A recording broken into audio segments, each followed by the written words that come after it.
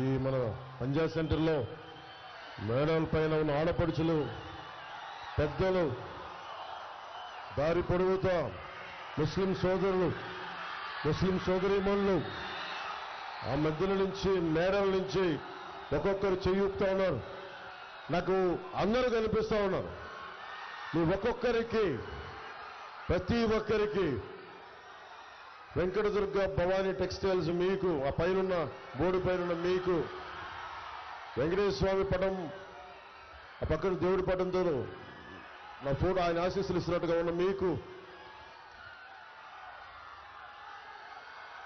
మన కృష్ణవేణి అనుకుంటుంది మార్కెట్, దానికున్న ఆ బిల్డింగ్ పైన ఉన్న ప్రతి ఒక్కరికి, ఈ మూల నుంచి మనకి డీలో ఉన్న మీకు, ప్రతి ఒక్కరికి, ఆ సందులో ఉన్న మీకు, ఇక్కడి నుంచి ఆ కళ వరకు, ఆ చివరి వరకు జనసందోహంతో నిండిపోయిన ప్రతి ఒక్కరికి, మా అన్నదమ్ములకి, మా ఆడపడుచులకి, మా అక్క చెల్లెలకి, ప్రతి ఒక్కరికి పేరు పేరున నా హృదయపూర్వక నమస్కారాలు.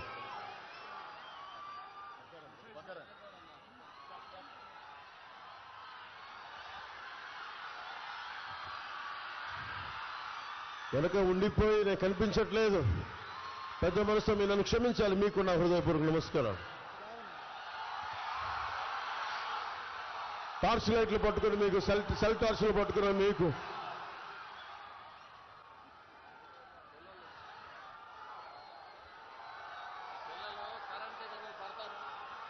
దయచేసి ఎవరన్నా కరెంటు తీగలకి దూరంగా ఉండండి. దయచేసి ఇది హై టెన్షన్ వైర్స్, అవి మీరు నిండు నూరేళ్ళు ఉండాలి, ఉండాలని కోరుకునేవాడిని. దయచేసి మీ ప్రాణాలని జాగ్రత్తగా చూసుకొని క్షేమంగా వచ్చారు, క్షేమంగా ఇంటికి వెళ్ళాలని కోరుకునే వాళ్ళం మేమందరం.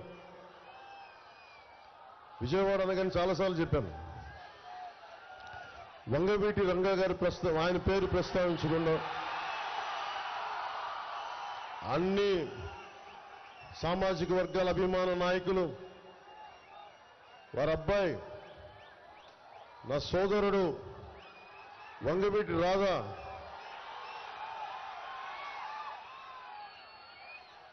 ఏమో ఈ మధ్యన పాలిటిక్స్ మీద కన్నెర చేశాడు, ఈ మధ్యన అలిగాడు, ఈ మధ్యన పాలిటిక్స్ మీద, రాజకీయాల మీద అలిగిన వ్యక్తిని ఫస్ట్ టైం నేను ఈయన చూస్తా ఉన్నా. ఎన్నిసార్లు గడ్డం పట్టుకుని రానన్న రామ్మ అంటే ఎండే మాట. నా పార్టీలో కొద్ది కనీసం ఉండు, విజయవాడ ప్రజలకి అవసరం, నాన్నగారి వారసత్వాన్ని ముందుకు తీసుకెళ్లాలి, అది చాలా చాలా అవసరం. అండగా నిలబడ్డ వ్యక్తి. సరే, ఏ పరిస్థితులు అయితే ఫైనల్గా మొత్తం జూలు దులుపుకొని బయటకు వచ్చాడు. ఈ రోజున దాక్కుని ఉన్నాడు కింద వ్యాన్లో, వారాయి కింద. లాభం లేదు, నువ్వు బయటికి రావాల్సిందే, నువ్వు విజయవాడ ప్రజలకి నీ ముఖ వర్చస్సు చూపించాల్సిందే అంటే బయటికి పట్టుకుని లాక్కొచ్చాం.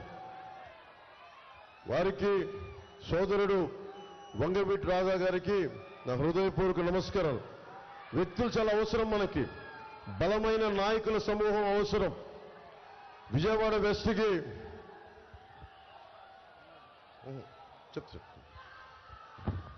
విజయవాడ నేను పార్టీ పోటీ చేస్తున్నాను, మనం కూటమి ఉందనగానే జలీల్ ఖాన్ గారు వచ్చారు ఫస్ట్, మన ఎమ్మెల్యే.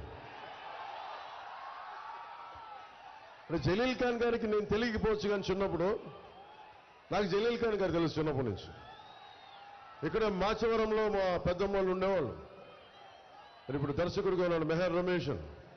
మేమందరం ఇక్కడ మాచవరంలో నేను వచ్చేవాడిని, ఎప్పుడు సమ్మర్ హాలిడేస్కి వచ్చేవాడిని, వేసవి సెలవులకి వచ్చినప్పుడు చాలా నాకు అద్భుతంగా ఉండేది. అలాంటి కొండల్లో, మాచవరం కూడా అలాంటి కొండ అనుకుంటే అక్కడికి వెళ్ళేవాడిని. అలాంటి సమయంలో మా పెద్దమ్మ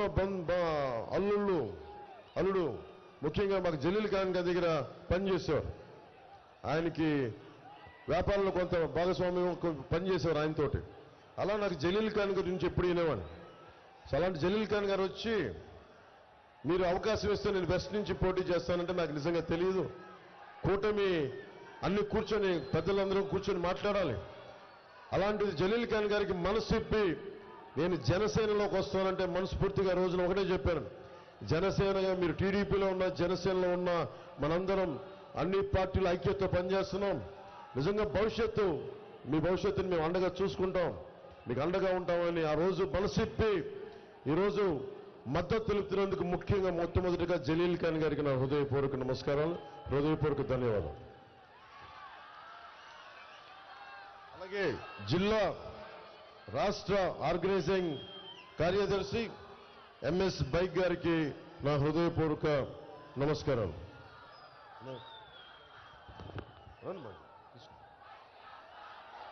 సో ఎంఎస్ బైక్ గారికి కలప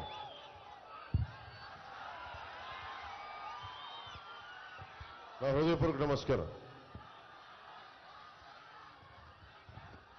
మీకు పోయినసారి తెలుసు విజయవాడ వెస్ట్కి వచ్చినప్పుడు ఎంత బలమైన నాకు స్పందన వచ్చిందో.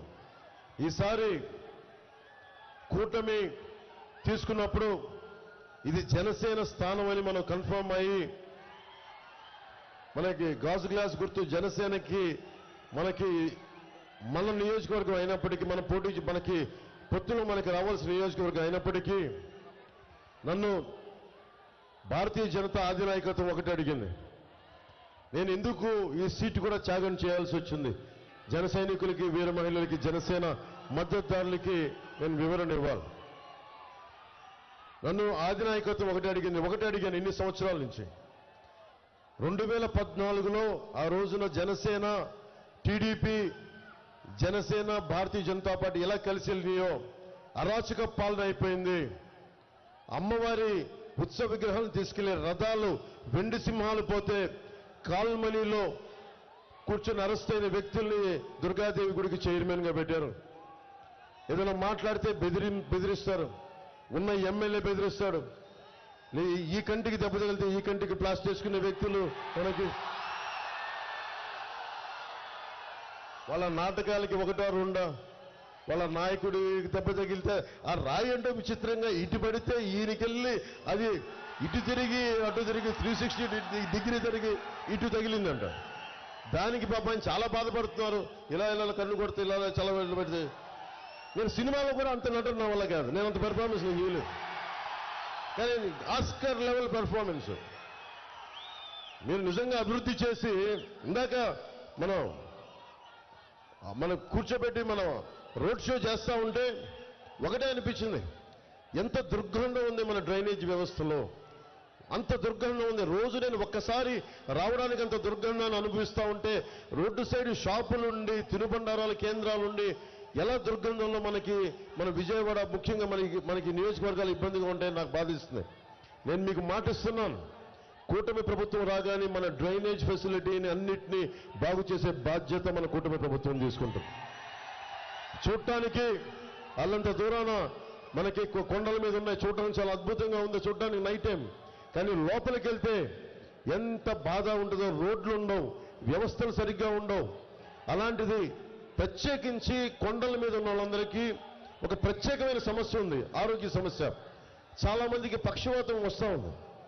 నేను మీకు మాటిస్తున్నాను, విజయవాడ పశ్చిమ నియోజకవర్గ అన్నదమ్ములందరికీ ఏదైతే ఉద్దానం లాంటి సమస్య ఏదైతే ఉందో, మనకి ఉద్దానంలో కిడ్నీ సమస్య, మన పశ్చిమ నియోజకవర్గం ముఖ్యంగా కొండ ప్రాంతాల్లో ఉన్న అందరికీ ప్రత్యేకించి పక్షవాతం వస్తుందని దాని మీద దృష్టిలో ఉంది నాకు.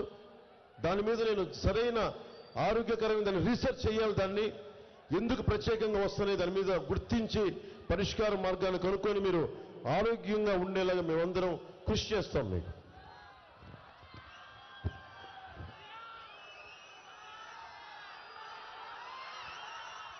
విజయవాడ ఈస్ట్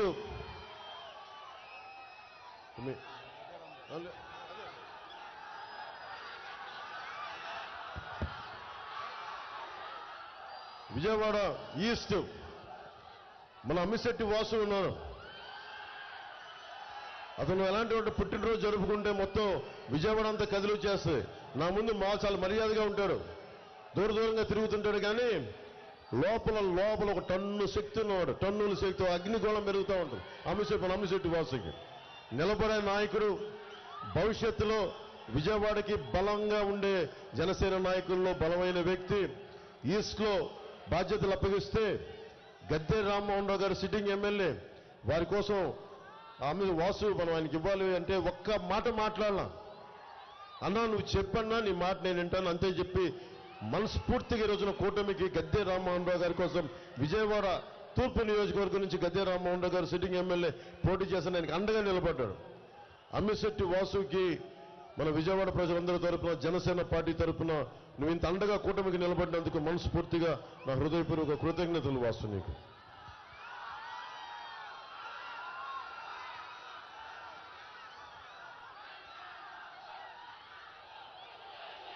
అలాగే దారి పొడవునా విజయవాడ సెంట్రల్ పోయినసారి పోటీ చేశారు 2014లో మన బోండా ఉమా గారు, వారికి నా హృదయపూర్వక నమస్కారం.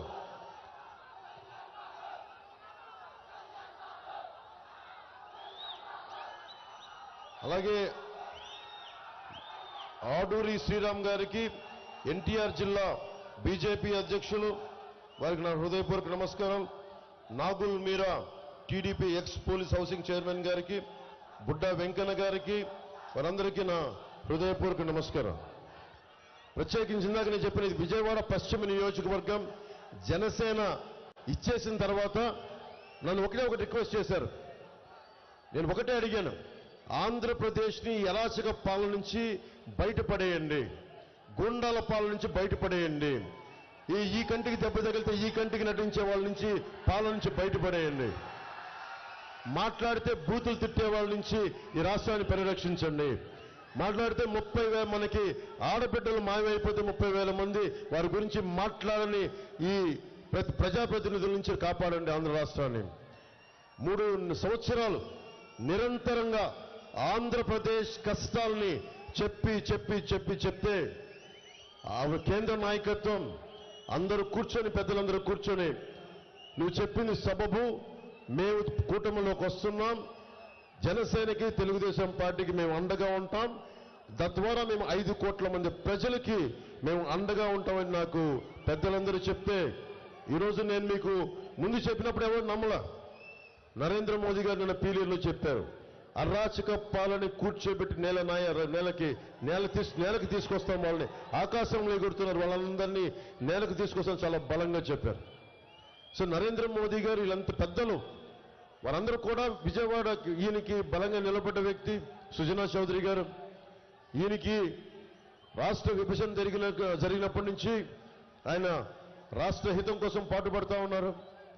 అవన్నీ కూర్చొని ఒకసారి అడిగారు, మాకు విజయవాడలో అభివృద్ధి కావాలి, ఎందుకు విజయవాడ పశ్చిమ ఇచ్చాం, ఎందుకు ఇచ్చామంటే ఒకటే అడిగారు, మీకు అమరావతి రాజధాని కావాలా వద్దా అన్నారు. కావాలి సార్ అంటే మన అమరావతి రాజధానికి భారతీయ జనతా పార్టీ ప్రాతినిధ్యం లేకపోతే అసెంబ్లీలో మాకు బలం కావాలి.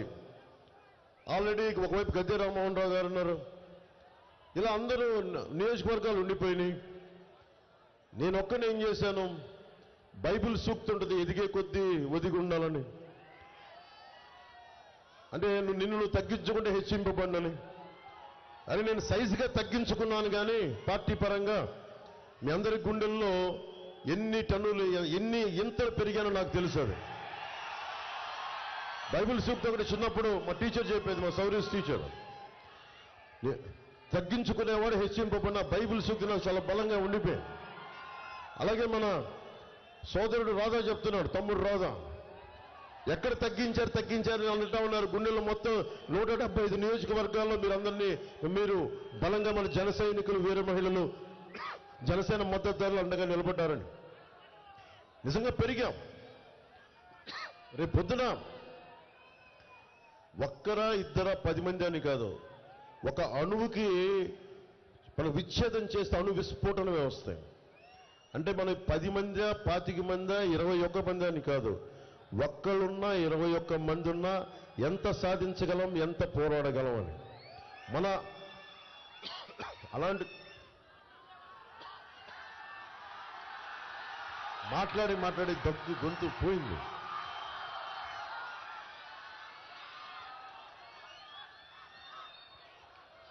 ఇది మనం ఎందుకు పెట్టుకున్నాను సో ఒకటే చెప్పారు కేంద్ర నాయకత్వానికి, మా విజయవాడ సీటు పశ్చిమం బలంగా ఉంది, మాకు కూటమి కోసం తగ్గాను.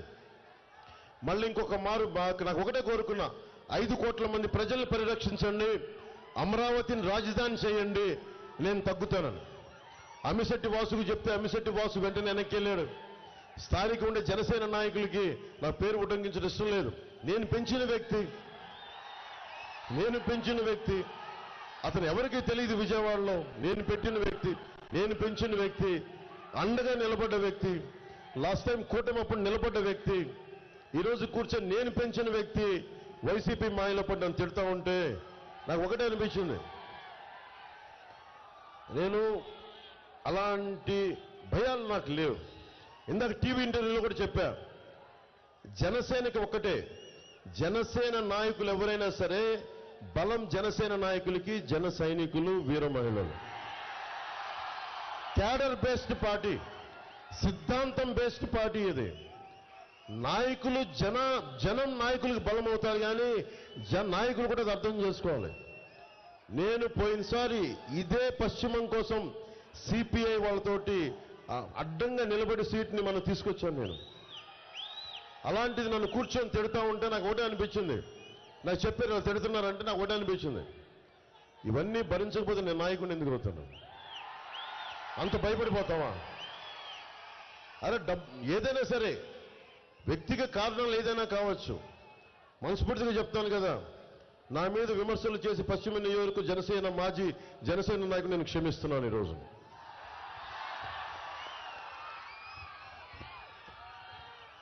సుజనా చౌదరి గారు మనందరి ముందున్నారు. ఈ రోజున మనకి విజయవాడ పశ్చిమ నియోజకవర్గం మనకి అండగా నిలబడ్డారు. ఎప్పటి నుంచి కూడా చాలా బలమైన గొంతు, కేంద్రంలో చాలా బలమైన పటిష్టమైన మనకి సంబంధాలు ఉన్న వ్యక్తి, చాలా అండదండల్ని మనకి అమరావతికి తీసుకురాగల వ్యక్తి. ఆయనని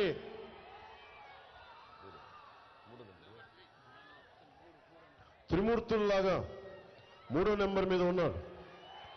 కమలం గుర్తు మీద భారతీయ జనతా పార్టీ కూటమి అభ్యర్థిగా, ఉమ్మడి కూటమి అభ్యర్థిగా భారతీయ జనతా పార్టీ మీద కమలం గుర్తు మీద పోటీ చేస్తున్నారు.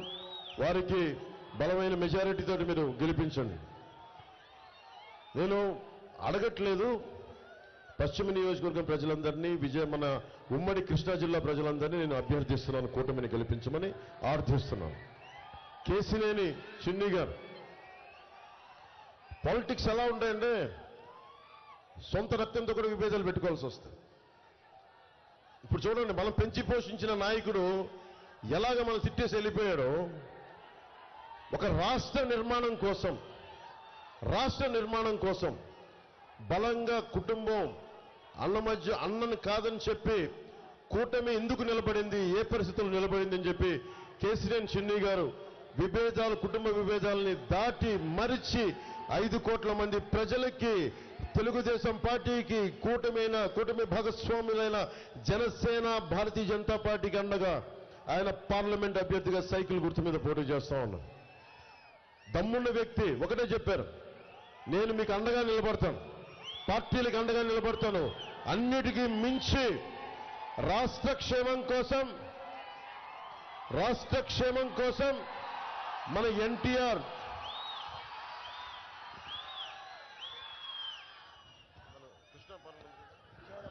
విజయవాడ పార్లమెంటు బాగోగులు నేను చూసుకుంటాను, ఆ భవిష్యత్తును నాకు బలంగా చూసుకుంటానని ఆయన మాట్లాడితే సంపూర్ణంగా ఆయనకి కూటమి తెలుగుదేశం పార్టీ వారికి అండగా నిలబడింది. నేను కూటమి తరపు నుంచి భారతీయ జనతా పార్టీ, జనసేన పార్టీ తరపు నుంచి నేను ఆయనకు అండగా నిలబడి ఈ రోజున మీ ఓట్లు ఆర్థించడానికి వచ్చాను. మీరందరికీ గుడ్డిగా నేను ఓట్లు వేయమని నేను అడగట్లా. నేను చెప్పే మాట ప్రతిదీ వినండి, ఆలోచించండి. సరిగ్గా ఇంకెంత ఉంది, రేపు ఎల్లుండితో అయిపోయింది. ఎల్లుండి 5 గంటలకి 11 గంటలకి 12 గంటలకి 11 గంటలకి అయిపోద్ది. కానీ మీరు ఆలోచించాల్సింది ఓటు మటుకు చాలా చాలా బాధ్యతతో వేయాలి. మీ భవిష్యత్తు ఇది. మేము కింద పడతాం, మీద పడతాం, దెబ్బలు తింటాం, నాకేంటి సరదా చెప్పండి? పాలిటిక్స్లో నాకేంటి సరదా చెప్పండి? బలమైన వృత్తి ఉంది నాకు, గుండెల్లో పెట్టుకుని హారతులు తీసేంత ప్రేమాభిమానం ఉంది, ఎక్కడికి వెళ్ళినా పూల వర్షంతో కురిపించే ప్రేమాభిమానం ఉంది, ఏ మూలకెళ్ళినా అది రోడ్డు మీద వస్తే ప్రేమాభిమానం, పూలతోటి హర్షం వ్యతిరేక మనకి కురిపించే ప్రేమాభిమానం ఆడపడుచులు ఉన్నారు. దేనికి చేశానంటే, మన కళ్ళ ముందు తప్పులు జరుగుతూ ఉంటే ప్రజాస్వామ్యం మనకు తెలియదు. మనకి ప్రజాస్వామ్యం విలువ మనకు తెలీదు. ప్రజాస్వామ్యం కోసం ఈ దేశం స్వాతంత్ర్యం కోసం ఎంతమంది చనిపోయారో, లక్షలాది మంది చనిపోయారు. మనందరికీ పాఠాలు చెప్పారు, స్కూల్స్లో పాఠాలు చెప్తారు. నేను ఆ పాఠాలను మర్చిపోలా, గుండెలో పెట్టుకున్నాను. సినిమా గొప్ప కెరీర్ ఇచ్చినా, కోట్లాది రూపాయలు డబ్బులు ఇచ్చినా నాకు సంతృప్తి రాలా. మన కష్టాల కోసం నిలబడితే నాకు వచ్చినంత బలం, నాకు వచ్చినంత సంతృప్తి, ఖుషి లాంటి 10 హిట్లు వచ్చినా కానీ నాకు ఆనందం కలదు. అక్కడెక్కడో ఉన్న ఆ మేడం, మనకి ఆ కొండలపైన ఉన్న మనకి ఇంకా పట్టాలు రాని వారి కోసం, పట్టాల కోసం పనిచేస్తే నాకు ఆనందంగా ఉంటుంది. ఇవన్నీ ఎందుకు చెప్తున్నానంటే మన కష్టాల కోసం వచ్చాను. అమరావతి రైతులు, ఇదే ముఖ్యమంత్రి అమరావతి రైతుల కోసం ఏం చేశాడు? 35,000 ఎకరాలు అంటే నేను చెప్పాను, ఇంకా చిన్న రాజధాని కట్టుకుందాం, ఇంక్రిమెంటల్గా పెంచుకుందామన్నా, కానీ ఇతను వచ్చి ముందుకొచ్చి ప్రతిపక్ష నాయకుడిగా ఉండి 55,000 ఎకరాలు కావాలి, ప్రధానమంత్రి గారు 55,000 ఎకరాలు కావాలండి, 33 కాదండి, 35 కాదండి అని చెప్పి చాలా కథలు చెప్పాడు. ఇలా ఏం చేశాడు? వచ్చిన తర్వాత నమ్మించి ఏం చేశాడు? 3 రాజధానులు అని చెప్పాడు. అంటే మీరు ఆలోచించండి, నాయకులు ఇచ్చే మాట. అంబేద్కర్ గారు చెప్పేది ఒకటి, నువ్వు ఎన్ని గొప్ప చట్టాలు ఇచ్చాయి, ఎన్ని గొప్ప సంస్కరణలు పట్టుకురా, చేసేవాడి బుద్ధి సరిగ్గా లేకపోతే, వక్రం బుద్ధి ఉంటే ఎన్ని గొప్ప చట్టాలైనా పనిచేయం. ఇది అంబేద్కర్ గారు చెప్పింది. అంబేద్కర్ గారి విగ్రహం పెట్టావు, కానీ అంబేద్కర్ గారి ఆశయాలను ఆచరించావు. 27 దళితులకు సంబంధించిన విద్యార్థి సంబంధించిన పథకాలను తీసేశావు. బీసీలకు సంబంధించి 13 పథకాలు తీసేశావు. ఎంతసేపు కూర్చోబెట్టి మైనారిటీ సోదరులు అంటూ కథలు చెప్తావు. నేను ఈ రోజున మైనారిటీ సమాజానికి కూడా చెప్తా ఉన్నాను, ముస్లిం మైనారిటీ సమాజానికి కూడా. బేగ్ గారు ఉన్నారు, జలీల్ ఖాన్ గారు ఉన్నారు, వారి సమక్షంలో చెప్తున్నాను, ఈ దేశం ఒక్క మతంది కాదు, ఇది అందరిది. అన్ని మతాల వారిది, అన్ని కులాల వారిది, ప్రతి ప్రాంతం వారిది. మనందరికీ హక్కు ఉంది. నేను మీకు మాటిస్తున్నాను, ఇక్కడున్న 15% ముస్లిం సమాజానికి, ముస్లిం సోదరులందరికీ నేను మాటిస్తున్నాను, మీ ప్రాథమిక హక్కులకి ఉల్లంఘన జరిగితే పవన్ కళ్యాణ్ ముందుకొచ్చి మీ పక్షాన నిలబడతాం. ఆ మాట నేను మీకు ఇస్తున్నాను. మీ వెంట నిలబడతాను. ప్రాథమిక హక్కులు అందరికీ సమానం. ప్రాథమిక హక్కుల ఉల్లంఘన జరగటానికి వీల్లేదు. నాకు ఇష్టం దేశ సమగ్రత, జాతీయ భావాలు, మన నేల, మన దేశం. ఈ దేశాన్ని ఏలింది ఎవరు? ప్రెసిడెంట్గా అత్యంత ప్రభావితం చేసిన నాయకులు ఎవరు? అబ్దుల్ కలాం. రాకెట్ సైంటిస్ట్, మన క్షిపణిని తయారు చేసిన వ్యక్తి, అణు విస్ఫోటనానికి మూలకారకులు, అణు బాంబుని భారతదేశం న్యూక్లియర్ పవర్ చేయడానికి ఆయన ఎవరు? ముస్లిం మతాన్ని పాటించే మహానుభావుడు. ఈ దేశం ఎప్పుడు నువ్వు ముస్లిమా, హిందువా, క్రిస్టియన్నా, జైనువా, సిక్కు అని చూడదు. నువ్వు దేశభక్తి ఉందా లేదా అని చూస్తుంది. అలాంటి గొప్ప దేశం ఇది. అలాంటి గొప్ప దేశాన్ని కొంతమంది ఇబ్బంది కలుగజేస్తారు, భయపెడతారు. మనకి జగన్ చెప్తా ఉన్నాడు, మేము మైనారిటీలు భద్రతగా ఉంటారు, జాగ్రత్త కథలు చెప్తా ఉన్నాడు. నేను మీకు మాటిస్తున్నా, మేమెవ్వరం కూడా ఓట్ బ్యాంక్ పాలిటిక్స్ చెయ్యం. నిజంగా ఈ దేశ క్షేమాన్ని ఆలోచించేవాడు ఎవరైనా సరే అన్ని మతాలు, అన్ని కులాలు బాగుండాలని కోరుకుంటాడు, కానీ ఇది బాగుండాలని ఎవరు కోరుకోరు. ప్రధానమంత్రి గారు కూడా మీకు ఏం తెలుసు, హజ్ యాత్రకి సౌదీ ప్రిన్స్తో మాట్లాడి ఎక్కువ పెంచిన సంఖ్య బలం పెంచారు. హజ్ యాత్రకి భారతదేశం ముస్లింలకి ఎక్కువ కావాలి, మీరు ఇవ్వండి అంటే హజ్ యాత్రకి ఎక్కువ మందికి ముస్లింలకి భారతదేశం నుంచి వెళ్ళేలాగా అవకాశం కల్పించారు. దాదాపు 18 లక్షలు అత్యధికంగా మనకి కూర్చోబెట్టి ముస్లింస్కి స్కాలర్షిప్స్ ఇచ్చిన వ్యక్తి ప్రధానమంత్రి మోదీ గారు. నేను మీకు చెప్తున్నాను, బలంగా ఉందాం. మీకోసం ముఖ్యంగా మైనారిటీ సమాజానికి చెప్తా ఉన్నాను, మీకు అండగా ఉంటాం.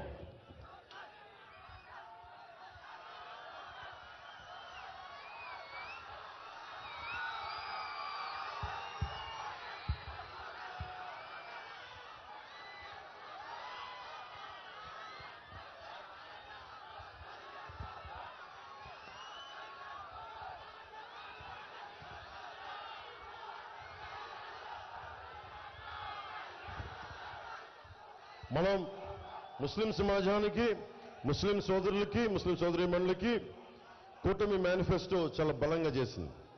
ముస్లిం మైనారిటీ సంక్షేమం కోసం 50 ఏళ్ళకి పెన్షన్, ఈద్గాలకి కబ్రిస్తాన్లకి ఎక్కడ చూసినా నాకు చాలాసార్లు అడుగుతుంటారు, మాకు కబ్రిస్తాన్లకి స్థలాలు ఉండవు, పాతిన చోట మళ్ళీ పాతాల్సి వస్తుందంటే దానికోసం కూటమి మనకి కమిటీ ఆలోచించి ఈద్గాలకి కబ్రిస్తాన్లకి స్థలాలు కేటాయించడం, ముఖ్యంగా మన విజయవాడ సమీపంలోనే హజ్ హౌస్ కట్టడం, నూర్ భాషా కార్పొరేషన్కి ఏటా 100 కోట్ల రూపాయలు కేటాయించడం, దుల్హన్ పదానికి కొనసాగింపుగా ₹1,00,000 అందిస్తామని కూటమిలో ఉంది. అలాగే మైనారిటీ ఫైనాన్స్ కార్పొరేషన్ ద్వారా 5 లక్షలు వడ్డీ లేని రుణాలు ఇవ్వటం అనేది ముఖ్యంగా మన కూటమి ప్రభుత్వం తీసుకున్న నిర్ణయం, మన మేనిఫెస్టో నిర్ణయం. ముఖ్యంగా ఇక్కడ ఉన్న యువతకి మీకు ఎన్ని ఉద్యోగాలు కల్పించింది ప్రభుత్వం? వైసీపీ ప్రభుత్వం ఎన్ని ఉద్యోగాలు కల్పించింది? మీ ఆశ ఏముంటుంది చెప్పండి. ఏమ్మా మీరు వ్యాన్లో ఉన్నారు, అక్కడ కూర్చున్నారు, మీరు బిడ్డలను పెట్టుకొని వచ్చారు, మీరు ఎందుకు వచ్చిండారు? మార్పు కావాలనే కదా మీరందరూ వచ్చింది. మార్పు కావాలి. మార్పు ఎలా వస్తుంది? నిలబడే నాయకులు ఉన్నప్పుడు మార్పు వస్తుంది. నిలబడే నాయకులు ఉన్నప్పుడు అందరూ మీరు వచ్చి మద్దతు తెలుపుతారు. మీకోసం ఒకటే చెప్తున్నాను, లా అండ్ ఆర్డర్ ఎంత దిగజారిపోయింది. మనకి మన ముఖ్యమంత్రి ఉన్న కూతవేడు దూరంలో ఒక ఆడబిడ్డకి దివ్యాంగురాలని మానానికి అగౌరవం చేస్తే ఈ రోజుకి పోలీస్ వ్యవస్థ పట్టుకోలా. చిన్న గులకరాయి తగిలితే 48 గంటల్లో మీరు వ్యక్తిని పట్టుకోగలిగారు. కానీ 30,000 మంది ఆడబిడ్డల దృశ్యం అయిపోతే ఒక్క మాట తీసుకునే బాధ్యత ముఖ్యమంత్రి. ఇంతమందికి మానభంగాలకు గురైతే, మానానికి అగౌరవం కలిగితే ఒక్క బాధ్యత తీసుకోలేదు, ఒక్క అరెస్టులు జరగలేదు. బాపట్లలో పాపం అమర్నాథ్ గౌడ్ని, రేపల్లిలో అమర్నాథ్ గౌడ్ని నిర్దాక్షిణ్యంగా జొన్న చేనులో తీసుకెళ్లి నరికి మనకి పెట్రోల్ వేసి కాల్ చేస్తే నిందితులను పట్టుకొని వారం రోజులు తిరక్క ముందే జైలు నుంచి వాళ్ళకి బెయిల్ ఇచ్చేశారు. ఏం సంకేతాలు పంపుతీవి? అంటే నువ్వు క్రైమ్ చేస్తే, తప్పు చేస్తే మా ప్రభుత్వం అండగా ఉంటుందన్న సంకేతాలు పంపుతున్నావు. ఎందుకు 30,000 మంది ఆడబిడ్డలు అదృశ్యం అవుతారు? ఎవరు మాట్లాడతారు? తెలుగుదేశం ప్రభుత్వం సంపూర్ణంగా ఉన్నప్పుడు కూడా లా అండ్ ఆర్డర్ బలంగా ఉండేది.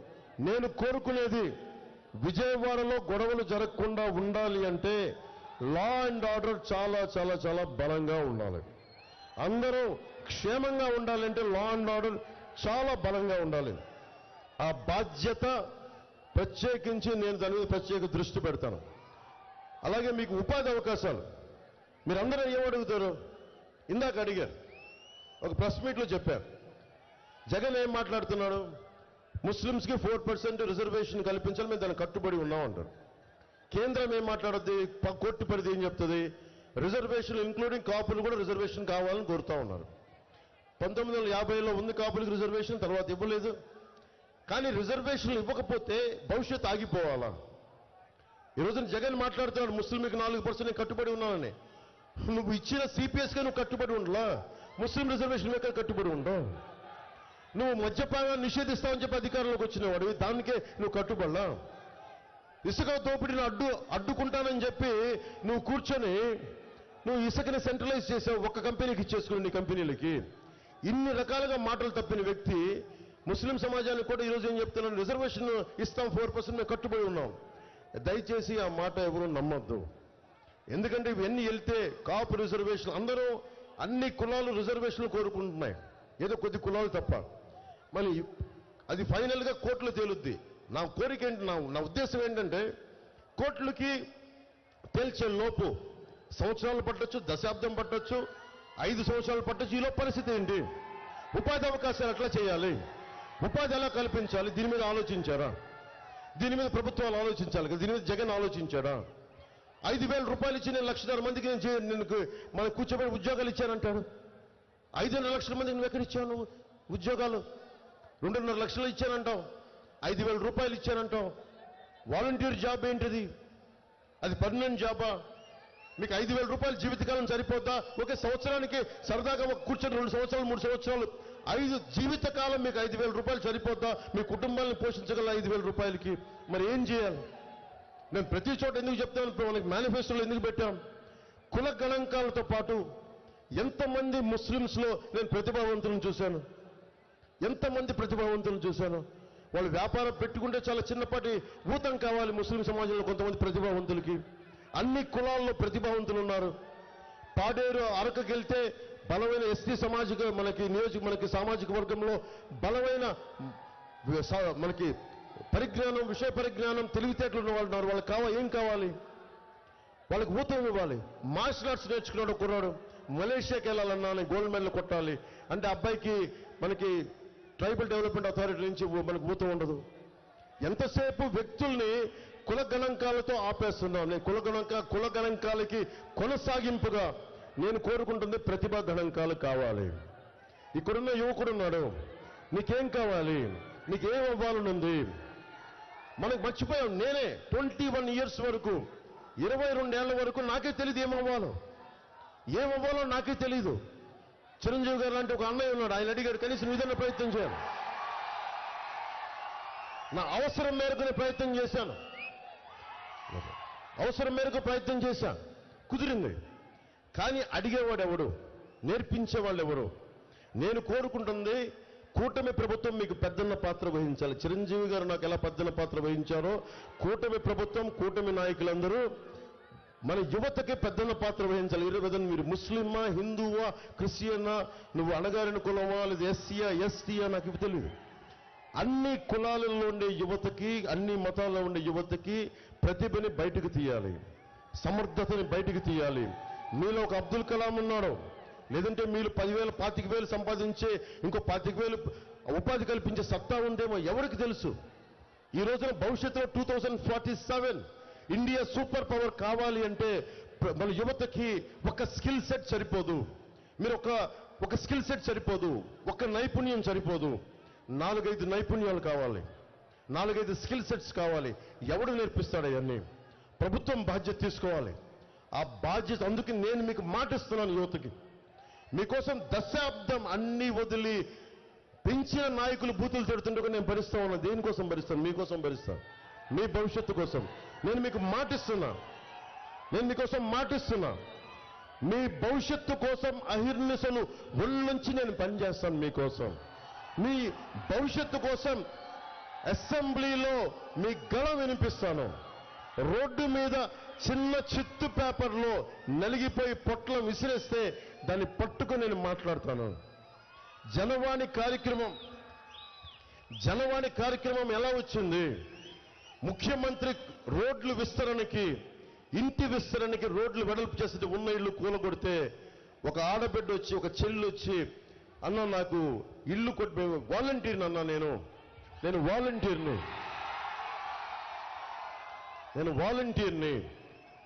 నేను వైసీపీ వాలంటీర్ని, మాకే దిక్కు లేదని ఇల్లు కొట్టేశారు, ప్రత్యామ్నాయం చూపించలేదంటే అమ్మాయి నాకు కంప్లైంట్ చేసిన 3వ రోజు 4వ రోజు బెదిరింపులు స్టార్ట్ చేశారు. ఎందుకు వెళ్ళావు నేను అంటే వాళ్ళ అన్నయ్యకి బెదిరింపులు ఇచ్చారు, చంపేస్తామని చెప్పారు. ఏం జరిగింది అంటే ఒక 10 రోజుల తర్వాత మళ్ళీ ఒక నెల రోజుల తర్వాత ఆ అమ్మాయి వచ్చి మళ్ళీ చాలా మంది ఇట్లా ఇంత జనం ఉంటే పార్టీ ఆఫీస్ దగ్గర అన్న ఇట్లా మాట్లాడితే తీసుకున్నాను. నాకు గుర్తుంది, అమ్మాయి చెప్పమ్మా నీ పేరేంటని. ఎందుకని పేపర్ తీసుకుంటే, అన్న ఒకసారి నీతో మాట్లాడాలి 5 నిమిషాలు అంటే 5 నిమిషాలు వెళ్తే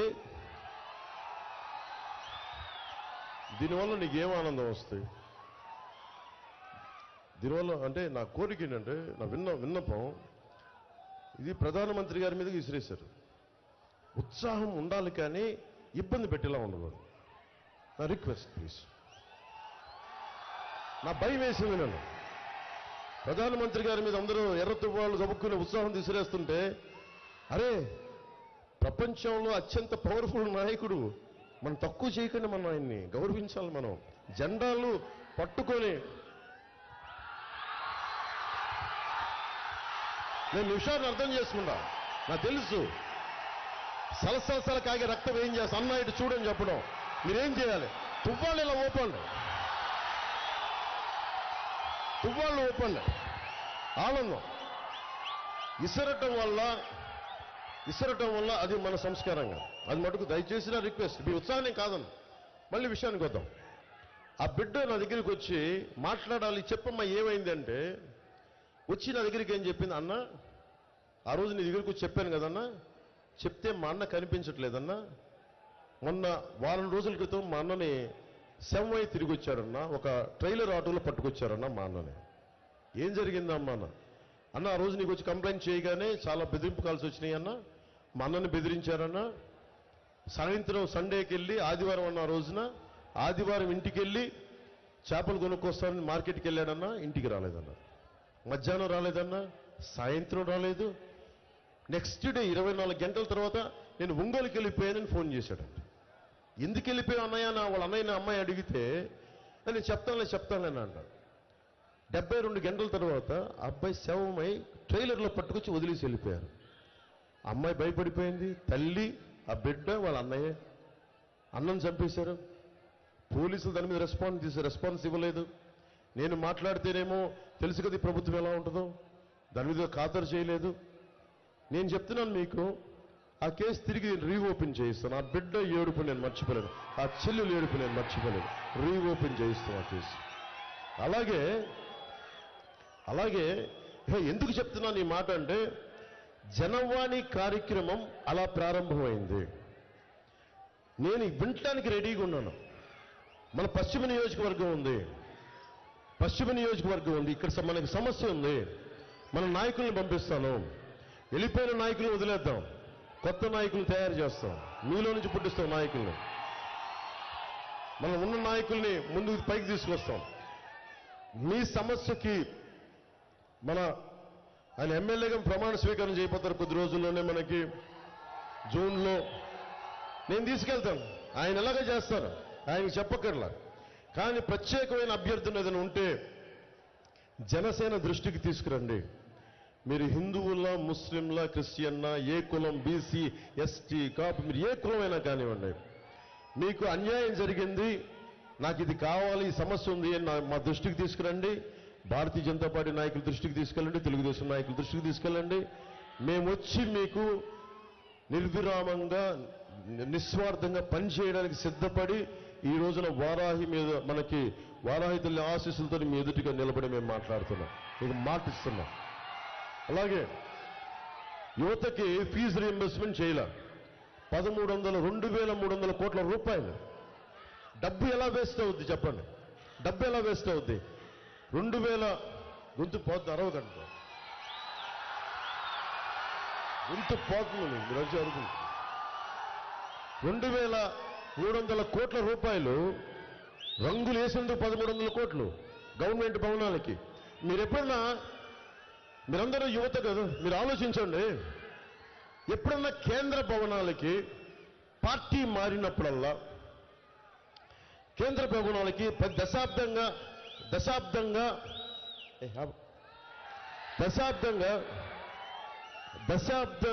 భారతీయ జనతా పార్టీ దేశాన్ని నడుపుతోంది. ఎప్పుడన్నా సరే ప్రభుత్వ భవనాలకి భారతీయ జనతా పార్టీ రంగులు వేయడం మీరు చూశారు? ఉన్నది కదా. అలాగే రాష్ట్ర ప్రభుత్వానికి ప్రభుత్వ భవనాలు కదా, ఆంధ్రప్రదేశ్ ప్రభుత్వ భవనాలకి వైసీపీ రంగులేంటి? డబ్బులు వేస్ట్ చేశారు అంటే వాళ్ళు ఇస్తారు రాజ్యం. ఎందుకని? మీరు ఈ రోజున వస్తున్నారు, బయటికి జెండా పట్టుకుని వస్తున్నారు. తల్లి నువ్వు వస్తున్నావు, నువ్వు ధైర్యంగా వస్తున్నావు. నీలాంటి ఆడబిడ్డలకి ధైర్యం ఇవ్వడానికే, నీలాంటి చెల్లెలకి ధైర్యం ఇవ్వడానికే, నీలాంటి యువతలకి నీకు గుండె ధైర్యం ఇవ్వడానికి జనసేన ఉంది. యువతకి ధైర్యం ఇవ్వడానికే, మీ భవిష్యత్తు కోసం ఉన్నాను నేను. మేమందరం మీ భవిష్యత్తు కోసం కలిసి పోటీ చేయడానికి, మేము అండగా ఉండడానికి ఉన్నాం. ఏం చేయాలి? డబ్బు ఎక్కడ వేస్ట్ అవుతుంది? 2,300 కోట్ల రూపాయలు జెండాలు దించడం, 2,300 కోట్ల రూపాయలు రంగులు మార్చడానికి. మద్యపాన నిషేధం విధిస్తామని చెప్పి ఏం చేశాడు? మద్యాన్ని అమ్మడం ప్రారంభించాడు. 41,000 కోట్లు. ఎవరు చనిపోయారు? ఫస్ట్ ఇక్కడ ప్రభుత్వం రాగానే ఎవరు చనిపోయారు? భవన నిర్మాణ కార్మికులు చనిపోయారు. 39 మంది, దాదాపు 40 పైచీలుగా అఫీషియల్గా చనిపోయారు. దేనికి? ఇసుక అనే ముడి పదార్థాన్ని కూర్చోబెట్టి తప్పు జరిగిపోతుంది, బెటర్ ఇసుక పాలసీ అని చెప్పి గత ప్రభుత్వం కంటే కూర్చొని దాన్ని ఒక కంపెనీకి పెట్టేశారు. ఒక కంపెనీ జేపీ వెంచర్స్ అని పెద్దిరెడ్డి గారు, మిథున్ రెడ్డి గారు, వైవి సుబ్బారెడ్డి గారు, వైఎస్ జగన్ గారు వాళ్ళ కంపెనీకి వెళ్ళిపోయినప్పుడు 40,000 కోట్ల రూపాయలు. ఆ డబ్బు ఎవరిది? మనది, మీది, మనది, మీ భవిష్యత్తుది. ఇసుక సహజ వనరులు అందరివి, ఏ ఒక్కరి సొత్తు కాదు.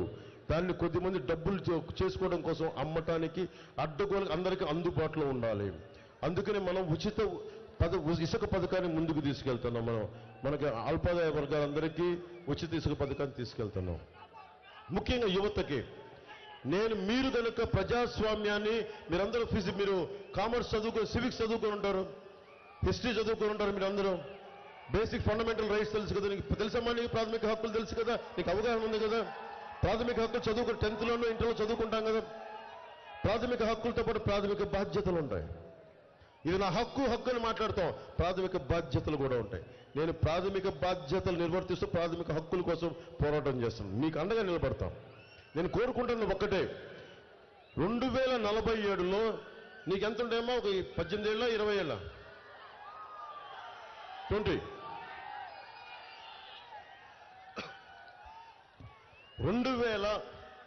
2019కి నీ వయసు ఎంత? 15 ఏళ్ళు అంతే కదా. 15 ఏళ్ళ నుంచి నువ్వు ఎంత వచ్చావు? 20 ఏళ్ళకి వచ్చేసావు. నువ్వు 47కు నువ్వు ఆలోచించు, నీ వయసు ఎంత అవుతుంది అంటే ఆల్మోస్ట్ ఒక 30 ఎంత, నువ్వు 40లోకి వచ్చేస్తావు. ఊహించుకో, 5 సంవత్సరాల కాలం గిరం తిరిగిపోద్ది. నా భయం ఏంటంటే మీరు చాలా బాధ్యతగా కాలం మీ భవిష్యత్తు కోసం ఆలోచించి ఓటేసుకోకపోతే, నా ఓటు పెద్ద విలువే ఉంది, నా ఓటు ఎవరికైనా వేసేస్తాను, అలా వేయకండి. నా మాటలు కూడా గుడ్డిగా నమ్మద్దు, మీరు ఆలోచించండి నా మాటలు. దశాబ్దం నుంచి పవన్ కళ్యాణ్ అనే వ్యక్తి ఏమి సంపాదించుకున్నాడని రోడ్డు మీద నిలబడి అడ్డమైన సన్నాసుల చేత మాట అనిపించుకుంటున్నాను నేను మీకోసం. ఎందుకంటే మీకు ధైర్యం ఇవ్వడానికి వచ్చాను. మనం భయపడిపోతే ఎట్లా? మనం సమాజంలో రౌడీలకు భయపడిపోతే ఎట్లా? సగటు మధ్యతరగతి మనిషి భయపడిపోతే ఎట్లా? ధైర్యం ఉండాలి, మనకి ధైర్యం ఉండాలి. కులాల ఐక్యత ఎందుకు కోరుకున్నా? జనసేన 7 సిద్ధాంతాలు, కులాల ఐక్యత చాలా కీలకం. నేను ఇందాక టీవీ ఇంటర్వ్యూలు చెప్తా ఉన్నా, వ్యాపారం చేసేటప్పుడు అన్ని కులాలు నాకు కావాలి, సినిమా యాక్ట్ చేస్తా, నేను నా కులం అనుకుంటే నేను సంపాదించగలను, హిట్ అవుతుంది సినిమా. వ్యాపారం చేసేటప్పుడు నాకు అందరూ కావాలి, పని చేసుకునేటప్పుడు నా కులం అంటే కుదరదు. ఆ సంస్కృతి మారాలి. అన్ని కులాలకి సమాన ప్రాతినిధ్యం చాలా చాలా అవసరం. దాంతో అన్ని కులాల ఐక్యతని ప్రతి ఒక్కరు గుర్తించాలి. నేను గుర్తించాను. కులాలకు అతీతంగా ఈ రోజున నేను కూటమిని ముందుకు తీసుకెళ్తున్నాను. అది ఎందుకని, నాకు అందరూ సమానం చాటి చెప్పడానికి, అన్ని మతాలు సమానం అని చాటి చెప్పడానికి. అందుకని దృష్టిలో పెట్టుకొని, మీ భవిష్యత్తుని దృష్టిలో పెట్టుకొని మీరు ఓటు వేయండి. మే 13న పొద్దున్నే ఎండ ఎక్కువ రాకముందే 6 గంటలకే స్టార్ట్ అవుతుందని మనం అడిగాం. 6 గంటల నుంచి 11 లోపు మ్యాక్సిమం 70% ఓట్లు వేసేయండి. 70% వేసేయాలి. మీ భవిష్యత్తు మీ చేతిలో ఉంది. నేను నిలబడ్డా. ఓడిపోతే నాకు బాధ ఉండదు అనుకుంటున్నారా? అవమానం ఉండదు అనుకుంటున్నారా? కానీ అవమానాన్ని దాటి ఎందుకు నిలబడతామంటే, ఆశయం కోసం నిలబడ్డ వాడికి అవమానం ఉండదు, ఓటమి ఉండదు, ముందడిగే ఉంటుంది, గెలుపే ఉంటుంది. పిఠాపురం నుంచి పోటీ చేస్తున్నా, నేను గెలుస్తున్నా. దశాబ్దం తర్వాత నన్ను నిలబెట్టారు. దశాబ్దం తర్వాత వచ్చి అన్నా నీకు అండగా ఉంటామని చెప్పారు. మీకు నేను మాటిస్తున్నా, మీ గళం, యువత గళం అసెంబ్లీలో వినిపిస్తాం. మన బీజేపీ తరఫున ఎమ్మెల్యే వైఎస్ చౌదరి సుజనా చౌదరి గారు ఉన్నారు, బలంగా మాట్లాడతారా?